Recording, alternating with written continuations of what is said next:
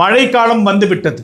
தமிழகத்தில் விவசாயிகளினுடைய அழுகுரலும் அவர்களுடைய ஆதங்கமும் அவர்களுடைய கண்ணீரும் தமிழகத்தையே சூழத் தொடங்கிவிட்டது. ஒவ்வொரு தருணத்திலையும் ஒவ்வொரு பருவத்திலையும் விவசாயிகள் படக்கூடிய அவலம் என்பது சொல்லி மாளாது.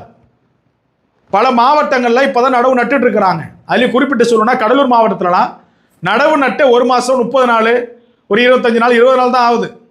அதற்குள்ளாக மழை நீர் விவசாய நிலங்களை சூழ்ந்து விட்டது.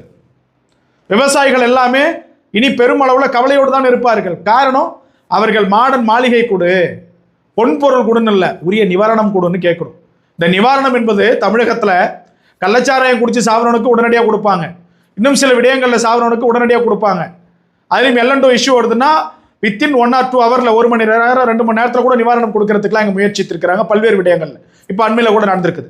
ஆனால் அந்த விவசாயிகள் தன்னுடைய நிலத்தில் விளைவிச்ச பயிர் இப்போ 1 ஏக்கர் இருக்குதுன்னா நல்லா அவங்க உரம் போட்டு அதை வளர்த்தாங்கன்னா 48 மூட்டை வரும். இல்லை கொஞ்சம் முன்ன பின்ன இருக்கிற 30 35 மூட்டை வரும்.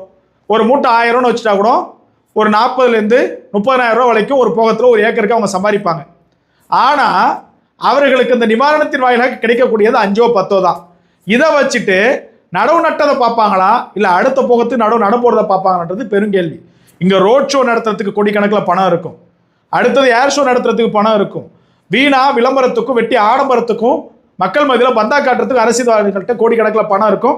அரசாங்கமும் அதை நிவர்த்திப்படுத்தும். ஆனால் விவசாயிகள் அவர்களுக்காக வாழல. அவன் நெல்லை விதைக்கல அப்படின்னாக்கா இங்கே அவனுக்கு சோறு கிடைக்க போகுது. இன்னைக்கு AI டெக்னாலஜியில் எல்லாத்தையும் உருவாக்கலாம். அதிநவீன தொழில்நுட்பத்தோடு அரிசியை உருவாக்க முடியுமா? தோரமருப்பை உருவாக்க முடியுமா? உளுத்தமருப்பை உருவாக்க முடியுமானா முடியாது. அதை உருவாக்குறது, அதை விதைக்கிறவனும் விவசாயி மட்டும்தான். அப்போ அவன் சந்தோஷமா இருந்தாதான், அவன் மன நிம்மதியோடையும் ஆரோக்கியத்தோடும் தைரியத்தோடு இருந்தாதான் நாம தெம்பா வாழ முடியும். என்ன பண்ணணும்? ஒன்று தான். இந்த 1008 ரூல்ஸ் இருக்கும்.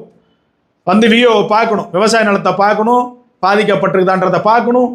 அடுத்து அது ஒரு ஃபார்மை கொடுப்பாங்க, அதை ஃபுல் பண்ணும், பட்டா அடங்கலி சிட்டா கிட்டாலாம் வச்சு ஒரு 20-25 நாள் கழிச்சு அதை நிவாரணம் வரும். அதை வாங்கிறதுக்குள்ளே படாத பாடு பண்ணணும். விவரம் தெரிஞ்சவங்க உடனே இது பண்ணுவாங்க, எல்லாத்தையும் ஃபுல் பண்ணி கொடுத்துருவாங்க. விவரம் தெரியாதவங்க கஷ்டப்படணும். அது கூட இன்னொருத்தவங்க உதவி நாடணும். இந்த மாதிரிலாம் இல்லாமல் விவசாய நிலம் பாதிக்கப்பட்டுடுச்சுன்னா உடனடியாக அவங்களுக்கு நிவாரணம் கொடுங்க. அப்போ தான் அடுத்த போகத்தையாவது மன நிம்மதியோடு அவங்க நடுவாங்க, நாமளும் நிம்மதியாக வாழலாம்.